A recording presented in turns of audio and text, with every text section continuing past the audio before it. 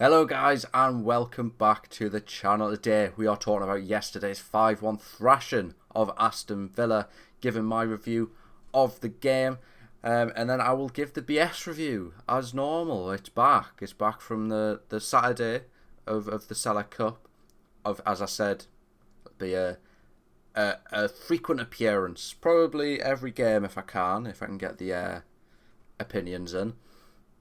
If not, then it won't. It won't be. But for now it is. You know, the BS review, probably my favourite bit. Especially the S part. One of the best things you'll see in your life. So stick around for that. And before we get into any of that stuff though, go down below. You know, I'm gonna ask now. You know, we're a little over like 30 seconds in. I'll ask now, we'll get it out of the way. Hit subscribe. 88.5% of the people watching this channel are not currently subscribed. So let's try and change that number. We're trying to hit 200 subscribers by the end of the year. We're on 137 at the moment. So let's bump that number up, get that not subscribed number down. Let's get into this video, shall we? So, yesterday's game. A really good game, in my opinion. There were moments where it was a bit dead. But that's just how we're playing now. We're playing this season. We're playing like Man City did against Burnley. We're playing that kind of football where we're having defenders on the ball, which is good to see. It's good to see Shaw comfortable on the ball. Good to see Botman comfortable on the ball. Dan Burn was definitely on the ball. Comfortable, on the other hand, that's up for debate. I don't think Dan Burn had a particularly bad game. He just had an average game. He didn't do much. He didn't offer a lot. He did not offer so much that we did awfully. The goal didn't even come from his side either. Well, it did. The goal was scored on his side, but it didn't come from his side. Anyways, that doesn't matter. We'll get into that in a minute. We'll talk about Sandro Tonali first, shall we? Scored a goal on his debut in the Premier League at St James's Park. It's what you want to see. 6 minutes in. It was actually a really well-worked goal. It started with Tonali in a way. He got the ball passed off to, I think it was Bruno, who smashed a shot which was very unlucky to be saved by Martinez. It was a really good save by Martinez. But it was parried out to the one and only Anthony Gordon, who also had a fantastic game. We'll talk about that in a minute. He passed the ball out to Joe Linton before it was squared back to Gordon. And then it was just a little cross, a little left-footed, weak-foot cross. Sandro Tonali worked his way into the box, banged it in. It's what you love to see. Little scissor kick action. Really, really good, really well-worked goal. I think that's going to help him settle in a little bit faster as well, scoring that goal. And it clearly looked like he was loving life over at Tyneside currently. I know even the media team were taking digs at people saying he wasn't happy with their social media post after the game. He looked fantastically happy. And he played a really good game in general. He was involved in that goal. He was involved in the next goal, which was Isak's goal. He's the one who crossed the ball into Botman, who squared it to Isak, who, tidy little finish, puts it away. So he was involved in that goal too. I don't think there wasn't a lot he wasn't involved in, actually. I heard some people on the bus on the way home who were saying that Tonali may put Bruno to shame. I think, actually, he's helped Bruno a lot. He's taken a massive workload off him. Bruno isn't having to play the 6. He's not having to play the defensive midfielder and also play as Sean's role of taking the ball up the field, getting balls into the box. Tonali can actually play that. We've got someone who can run with the ball, who can really well pass the ball across the field as well. There were moments when he was picking the ball from his right-hand side over to Barnes late in the second half. And Barnes was carrying that ball forward a little bit. He could even do it with his left foot. That's how good Tonali is. Tonali was one of the best players on that pitch, along with Anthony Gordon. Anthony Gordon played fantastically, did really well, tracking back. We don't get that with someone like St Maximum. St Maximum offers a lot in the attack, doesn't offer a lot in the defence, which is why you've got to overload that kind of side on defence, why you've got to get Joe Linton back, get Joe Willock back. So it's good to see someone actually be able to come back, help on the defence. He was perfect on his duels won and dribbles, his dribbles taken on or something. I think that was the start of seeing. So really, really good from Anthony Gordon, and I think he has a shout in for the end of the videos, a man of the match. If you want to see who that is, you're going to have to stick around. We're not spoiling that until the very end. They get the coveted man of the match crown from me, Logan, which is what every player wants. It's what every player looks forward to. I've heard down the grapevine. It's what all the players watch. They have it on a screen, and then I can't wait to see who that is. I don't know what I'm talking about. Anyways, carrying on. So apart from that, the first half was okay. I mean, it was very slow. I don't think the referee helped that at all. Villa obviously scored after our first goal to make it 1-1. I don't know how Diaby's gone unmarked there, but it was the only time we actually seen Diaby. We've seen him for that goal and then for a dribble in the second half, and that's all we've seen in the 82 minutes or whatever he had. So I think we've done really well to pocket him. I'm surprised we did, since he was going up against Dan Burn. Did not look overly comfortable playing in yesterday's game at centre-back. But he did his job, and he did it pretty well. So I'll give him that. He played average, but he did pretty well. Averagely. He did averagely pretty well.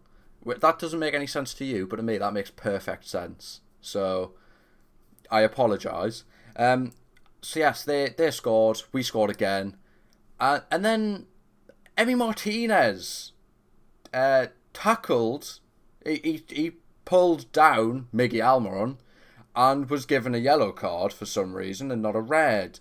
I don't understand this decision, and it shows how bad the referee was. Whether it was actually just a yellow card, which if someone could explain that to us, then cool, please do. I've heard it might have been because technically he wasn't last man because a defender was in the box. It was still a goal scoring opportunity. I would have bagged that from there. I could have taken it past Emi Martinez and just smashed it. I'm not amazing at football. I'm alright at best. I would have scored that.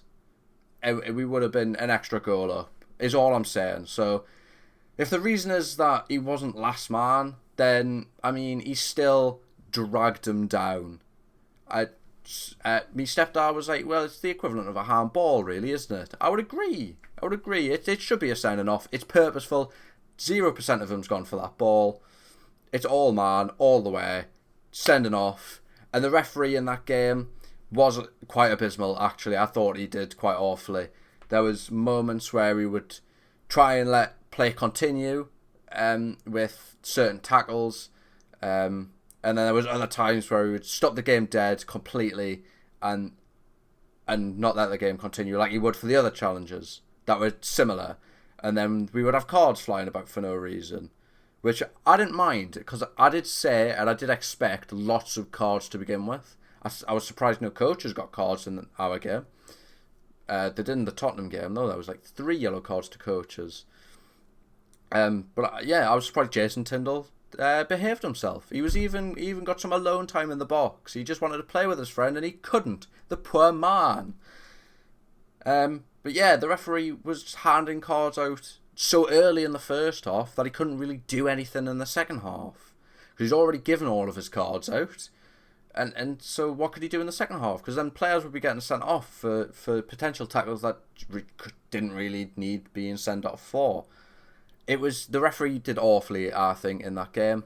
0% consistency, which is what you can expect from Premier League referees. I'm sure we'll get it for the rest of the season as well. And the Tonali yellow card was stupid. Right when he was getting subbed off in the 92nd minute for Anderson. No need, he was going off the pitch. He was waiting. I don't know why he did that. It just again shows the referee's utter inconsistency. Absolutely awful bit of refereeing, but it is what it is. We'll move on. We got the win, so it's not something we'll have to talk about all that much. I just thought that's a big thing we had to talk about because it was genuinely one of the worst bits of refereeing I've seen. What else have I got? I talked about the great cost for the Gordon goal. Work rate throughout the entire game was fantastic, actually. Constantly pressing. I thought it was great. It was good to see. It'll be interesting to see if we can carry it on through the entire season, though. I mean, it's the first game of the season. I don't think it's something we'll be able to... I don't think we'll do it to that standard week in, week out when we've got midweek games constantly. Or we might be able to, and if we do, I'll be very surprised and very happy that is happening. because I do think it's something we're going to struggle with later on. But right now, work rate was fantastic. I thought the lack of red cards spoiled the game. Really just let players know they could do whatever they want. Tonali was amazing that entire game, as I say. His ability to switch the ball, his ability on the ball to carry it forwards. I thought there was a lot more we could have done as well. I mean, we just stood there at times with the ball at our feet because we weren't being pressed. Villa let me dictate the game after we went like 3-1 up. They kind of just lost it. Fans were leaving. They had enough. Definitely 4-1. 5-1, there was like maybe 50 fans in the away end, possibly 100. It wasn't a good showing from Aston Villa. Aston Villa were very poor. But unlike Match of the Day, I'm not going to talk about that. That's not my team. That's not what I care about. They were very poor though. I think Tonali's going to have a great season. Definitely going to get those assists eventually. He'll creep them up. He'll do very good to get the ball moving forward. Great from set pieces, I'm sure. Corners we were actually awful on again. Free kicks we did okay. Corners so poor. We either played it short and it just went out, or we put it in and it hit the first man. Or one singular corner went to the back post and we nearly scored from it. That would have been nice. And then I wouldn't even be talking about corners. But corners were poor again. They were all last season. I don't think we took a good corner. It's probably why we don't score, because we don't get the ball in the box very well. Sandro has a good delivery from corners, from what I know. So let's stick Sandro on the corners. Isak on fire. He's going to do fantastic this season. As I say, 20 plus goals. Gordon played very, very, very well. He played fantastically. Barely put a foot wrong. I think he's going to be an important player. It's going to be hard to choose who plays in the starting 11 on that left-hand side, especially with how Barnes played, because Barnes had a really good cameo in that game. He played well. He got the goal, and he got an assist to Callum Wilson. A good assist it was. Harvey Barnes genuinely should have had 2 goals. The second attempt at getting a Wilson goal should have been a shot, and he would have had 2 copy-paste goals there. Just a little slot around the keeper. That's how he gets a lot of his goals, and I think that's how he should have had 2 goals this game. But he did it later on. He took the shot and he got his St James's Park Newcastle debut goal. Great, fantastic. It puts her up here for a change. We're not usually top of the league. I mean, there's still the Liverpool games going on right now, and then the Man U games tomorrow. So I doubt they're going to score more than 4, have a goal difference of more than 4. So I reckon we're top of the league by the end of the first game week, which is fantastic. We'll enjoy spending the week. Yeah, we've got City next week. Whether that's going to be a good game or not, we'll wait and see, because they're missing De Bruyne, so we have a chance. But yes, back to this game. Barnes played great. I thought Wilson actually had a good cameo as well. He played all right in the little time he had on. The Botman, probably the best of the centre backs. But Shaw didn't have an awful game. He played all right. Dan Burn, I think, was probably the worst player on the pitch the entire game for Newcastle. Obviously not for Aston Villa. Aston Villa played awfully throughout. But Burn was probably the worst player we could have had on that game. Just because he wasn't that great and when he was tested, but he wasn't tested very often. So he didn't have a lot of opportunity to show how bad he played, which was good. That's a good thing. I'm not saying he was awful. I'm just saying he wasn't fantastic. Anyways, the second half was a lot slower, especially with Aston Villa not pressing, as I've said. But we played really well overall. That's it from me. We'll get on to the BS review now, shall we? The BS review. Yay! So, I accidentally forgot to ask my brother for his second half review. So we've got his first half review, and then we've got the bit you're all waiting for, which is the S review. The sister review. That's probably one of the best things you'll ever hear. Anyways, the brother said it's clear to see Gordon is up to speed with fitness required from Eddie Howe and great tracking back. Gordon said last season that he wasn't quite up to speed with where he needed to be with the rest of the team. and he's done good. I mean, he's not stopped played pretty much since the end of last season. He played for the under-21 England team, and then he's come back and he's played for us. So he's not had a lot of time off. So he is very, very in there. His fitness is very good. Be good to see him carry on like that. Martinez should have been sent off for the denial of goal. It's a goal scoring opportunity. Whether the defender was back or not, I still think should have been sent off. I still don't understand it. As I say, comment, tell us why. Confused as anything. And then he didn't have anything else to add because he was just seeing red from that ref in the first half, because that ref was honestly awful. Awful. So that was the first half. The second half, I'm sure it'll be pretty similar to what I've said. Yeah. The S review now. We'll get on to the sisters bit of review, shall we? There's a few more sentences this time compared to last time. She has called the ref a W anchor again, which is great. He was, to be fair, especially in that first half. And then she said he can absolutely suck one, but as a different point. And then she said the goalies look like highlighters, because that was an important part of the game, obviously. Goalkeeper kits looking like highlighters. The first half of the first half was good, and then we started to fumble a bit, and then the ref made it 10 times worse. So the first 22.5 minutes were good, and then the ref, and then we started to fumble a little bit, and then the ref made it worse by being bad, which, I mean, I can't disagree too much on. The fire before the game was cool. Which it actually was. I enjoyed the fire segment of the show. That it was quite fun. The somewhat whack but better reffing in the second half. So still bad, but better. Baldy hasn't got a clue. That's the linesman. That's what that is. The linesman was a bit iffy as well at times on my sideline over in the level 7. But he wasn't awful. Goalie is a mug. Their goalie, Martinez is a mug, there we go. Isak is one of my faves now. And it's not for looks for a change, he's just a good player.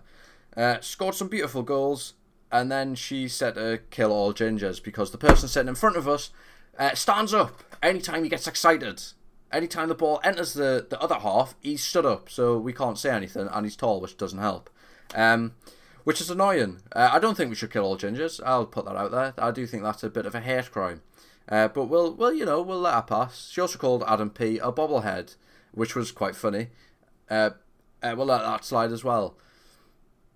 But yes, man of the match now. My man of the match it's between Tonali and Gordon, of course. Oh, well, and Isak. I've gone Tonali. I think he was influential in that game.